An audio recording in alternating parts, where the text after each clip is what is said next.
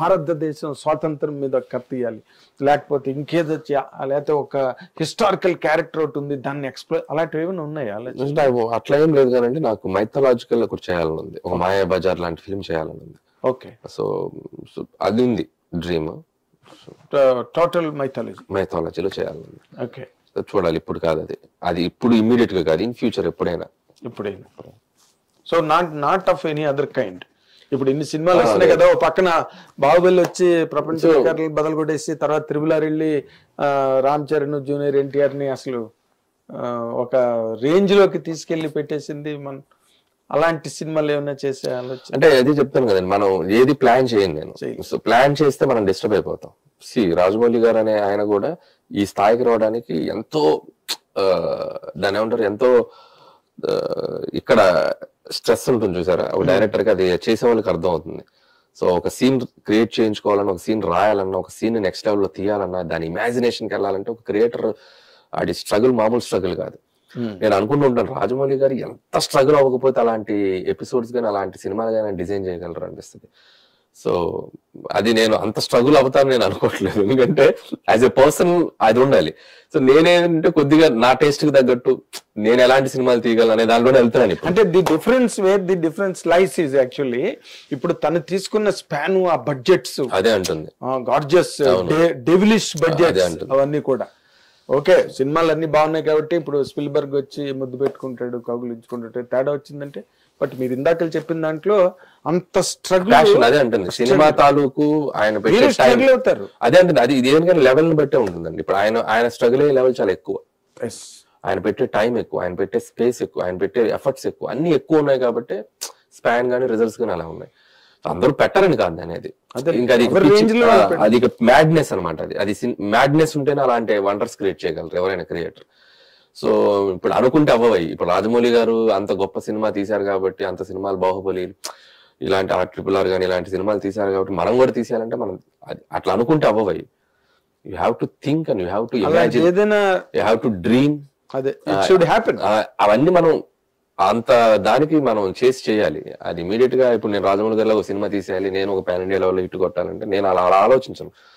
నాకేమొచ్చు, నేనేం తీయగలను అనేది నా ఇమాజినేషన్ సర్కిల్ ఇంతే ఉంటుంది. సో దీనికి దాటిని నేను చూడను, ఇది ఎక్స్పాండ్ అవుతూ వెళ్ళాలి. అది ఎక్స్పాండ్ అవుతూ వెళ్తూనే నేను పెరుగుతాను. నేను టక్కన దీంట్లో జంప్ చేసి ఇంకొక ఆర్బిట్ నేను గీసుకున్నాను అనుకోండి, నాది నేను మిస్ అవుతాను. Always think like that, what I know, what I do. నేనేం చేయగలను నేను చేసుకుంటూ వెళ్తున్నాను కాబట్టి ఐఎమ్ ఇన్ స్టిల్ నాకు నచ్చిన సినిమాలు, నాకు వచ్చిన సినిమాలు చేసుకుంటూ నిలబడి నీళ్లు తాగడం. We can say that. Yeah, so అలాంటి సినిమాలు వచ్చినప్పుడు నేను చూసి ఎంజాయ్ చేస్తాను, చప్పట్లు కొడతాను, విజిల్స్ చేస్తాను. నాకంటే బెటర్ సినిమాలు వచ్చినా ఎంజాయ్ చేస్తాను, విజిల్స్ కొడతాను. I love films. నేను వెళ్ళి సినిమా చూసి నేర్చుకొని వస్తాను. I don't want to go criticize the films. RRR చూసి ఏం నేర్చుకున్నారు సార్? నేను RRR చూసి నేను రాజమౌళి గారిది షాక్ అయ్యాను ఫస్ట్. RRR చూసి రాజమౌళి గారి సినిమాలు ఎప్పుడు సినిమా టెంపోతో వెళ్తుంటుంది. ఫస్ట్ టైం ఈ సినిమా ఎక్కడ కావాలో అక్కడ టెంపో పెట్టుకుంటూ వెళ్ళారు ఆయన. ఓకే, కొద్దిగా స్లోగా ఒక English kind of narration, English films లో ఒక చిన్న సెటిల్ నెరేషన్ ఉంటుంది. ఒక kind of story presentation total గా మార్చేశారు. ఆయన రూట్ కాని రూట్ లోకి వెళ్ళి కూడా ఎక్స్పెరిమెంట్ చేశారు ఆయన. Okay, at the same time ఆయన స్ట్రెంత్ ఉన్న ఎపిసోడ్స్ వచ్చినప్పుడు మళ్ళీ రాజమౌళి గారు విశ్వరూపం చేయించారు. So that's what I observed. అది బాగా, అందుకే ఈ రోజు ఒక నేషనల్ ఇంటర్నేషనల్ రేంజ్ కి సినిమా వెళ్ళిందంటే he applied the narration of the స్టోరీని కొద్దిగా ప్యాటర్న్ మార్చారేమో అనిపించింది ఆయన సినిమాలతో పోలిస్తే. So that's why RRR is different to his previous film. Exactly. So అందుకే ఆయన జాగ్రత్తలు, maybe that's why is master of దాని ఏమంటారు, ఇమాజినేషన్ అండ్ క్రియేషన్. అదే ఇంప్లిమెంటేషన్ కూడా అది కదా, మోర్ డెలివరీ మెకానిజం. అసలు బేసిక్ గా ఇప్పుడు హాట్ టాపిక్ గట్రా మనం చెప్పుకోవాలంటే ఈ RRR అనేది ప్రపంచవ్యాప్తమైన హిట్. జపాన్ లో కూడా వాళ్ళు నీరాజనాలు పలికి అర్ఘ్యపాదాలు పెట్టారు వీళ్ళిద్దరికి, అలాంగ్ విత్ రాజమౌళి, ఇద్దరు యంగ్ హీరోస్ కి. ఇప్పుడు అలాంటి సినిమాలు చూసినప్పుడైనా మీకు సడన్ గా ఒక స్పార్క్ లాగా వచ్చి జూనియర్ ఎన్టీఆర్ తో నేను ఇలాంటి సినిమా చేయాలి, రామ్ చరణ్ తో నేను ఇలాంటి, యూ డోంట్ థింక్ లైక్? నేను అదేనండి, ఇప్పుడు వాళ్ళు స్పాన్ పెరిగిపోయింది, వాళ్ళ మార్కెట్ పెరిగిపోయింది. ఇప్పుడు పాన్ ఇండియా సినిమాలు, ఇప్పుడు స్టార్స్ ముఖ్యంగా చెప్పాలంటే వీళ్ళు నేషన్ మొత్తం చూసే సినిమాలు అయిపోయినాయి వీళ్ళవి. సో మనం కథా వస్తువు కూడా అందరికి నచ్చేలా ఉండాలి. సో ఇప్పుడు ఖచ్చితంగా వాళ్ళకి సెట్ అయ్యే ఫిల్మ్ నాకు వచ్చినప్పుడు, నేను రాయగలిగినప్పుడు, ఐడియా మనకు వాళ్ళకి పిచ్ చేసినప్పుడు వాళ్ళకి అది నచ్చాలి. అది చేస్తే పాన్ ఇండియా అయిపోవాలి. సో మనం కథే డైరెక్ట్ గా అన్ని రాష్ట్రాలకి రాయలేం కదా. పంజాబ్ వాళ్ళు చూడటానికి ఏ సీన్ రాయాలి, బీహార్ వాళ్ళు చూడటానికి ఏ సీన్ రాయాలంటే మనం రాయలేము. ఒక కథ ఏదో దాంట్లో ఒక ఎమోషన్ యూనివర్సల్ గా అందరికి నచ్చే ఎలిమెంట్స్ ఏవో ఉన్నది మనకు తగలాలి అనుకోకుండా. So that not every pan India success అనేది ప్లాన్డ్ కాదండి, ఇట్స్ హ్యాపెండ్. సో వాళ్ళు ఒకటి నమ్మి తీశారు. సో నేషనల్ వైడ్ దాన్ని యాక్సెప్ట్ చేశారు.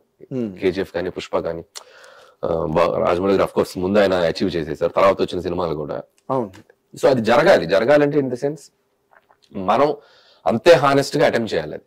So as of now I'm very comfortable. నాకు తెలిసిన సినిమా తీస్తున్నా, మేబీ అది రిలీజ్ చేస్తే పాన్ ఇండియా అవుద్దేమో నాకు తెలియదు, నేను ప్లాన్ చేయట్లా. సో ఇది నేషనల్ వైడ్ నేను ఒక సినిమా తీయాలి అని నేను ఇంకా ప్లాన్ చేయట్లా. ప్లాన్ లో లేదు, అది అవ్వాలి, అది ఉద్యోగం ఫ్యూచర్ లో. అంటే given a choice sir, RRR లో జూనియర్ ఎన్టీఆర్, రామ్ చరణ్ ఎవరు బాగా చేశారు అనిపించింది సార్ మీకు? ఇది నేను అసలు చెప్పలేను కూడా, ఎందుకంటే so both are two pillars to that film. ఇప్పుడు నాటు సాంగే చెప్పండి, ఎవరు బాగా డాన్స్ చేశారంటే నా రెండు కళ్ళు ఇద్దరిని చూస్తాను. ఇద్దరు బాగా ఆడారు. ఒకరు తక్కువ ఆడలేదు, ఒకరు ఎక్కువ ఆడలేదు. ఎవరి సీన్స్ లో వాళ్ళు చంపేశారు, ఎక్స్ట్రాడినరీ. సో బోత్ ఆర్ ఒకేలా చేశారు. ఎవరిది వాళ్ళ హైస్ వచ్చినప్పుడు వాళ్ళు పీక్ చేశారు, ఇతను హైస్ వచ్చినప్పుడు నేను పీక్ చేశారు. సో వీళ్ళిద్దరి కంటే కూడా నేను ఎక్కువ క్రెడిట్ రాజమౌళి గారికి ఇస్తాను. సో ఇద్దరు స్టార్స్ ని అలా ప్రెజెంట్ చేయటం అనేది అసలు నరాలు తెగిపోతాయి మనకి. ఏ హీరోకి తగ్గుద్ది, ఏ హీరోకి ఇది ఎక్కువ అనే ఆ తూకం వేయటంలోనే డైరెక్టర్ చచ్చిపోతారు సగం ఫస్ట్, ఆ టెన్షన్ తోటి. బట్ ఆయన అవి పక్కన పెట్టి కథను నమ్మారు ఫస్ట్. స్టోరీ అదే చెప్తాను కదా, ఈ డిజైన్ దట్ లైక్ స్టోరీ దాన్ని చాలా బాగా డిజైన్ చేసుకున్నారు. ప్రెజెంటేషన్ కొత్తగా చేశారు, చాప్టర్స్ వైజ్ ప్రెజెంట్ చేశారు. సో ఫస్ట్ స్టోరీ చెప్పారు, తర్వాత రామ్ క్యారెక్టర్, తర్వాత భీమ్ క్యారెక్టర్, ఇలా 1 by 1 రివీల్ చేసుకుంటూ వెళ్ళారు. సో తర్వాత స్టోరీ ప్లాట్ పాయింట్ ఒకసారి అదే నేను ఫస్ట్ టైం రాజమౌళి గారు సినిమాని ఆయన స్కూల్ నుంచి బయటకు వచ్చి ప్రెజెంట్ చేశారేమో అనిపించింది. ఓకే, ఆయనకు ఒక స్టైల్ ఆఫ్ నరేషన్ ఉంది ఇంతకు ముందు. సో దాన్ని దాటి ఒకసారి క్యారెక్టర్, ఒకసారి ప్లాట్ పాయింట్, ఒకసారి స్టోరీ థీమ్ ఏంటి, ఎవరి ద్వారా వెళ్తుంది అనేది దోస్తి అనగానే ఒక చాప్టర్ ఓపెన్ చేయటం. సో మేబీ దట్ ఈస్ ఆయన కూడా ఒక రకమైన ఎక్స్పెరిమెంట్ చేశారంటే చెప్పాలి. అందుకే ఫస్ట్ టైం కొంతమంది చూసిన వాళ్ళకి ఒక పర్సెంట్ ఎక్కడో చోట ఇదేంటి అనే ఫీలింగ్ వచ్చి ఉండొచ్చు. బట్ అందుకే దట్స్ లేటర్ ఆ సినిమా చాలా ఎక్కువ తర్వాత రీచ్ అయ్యింది.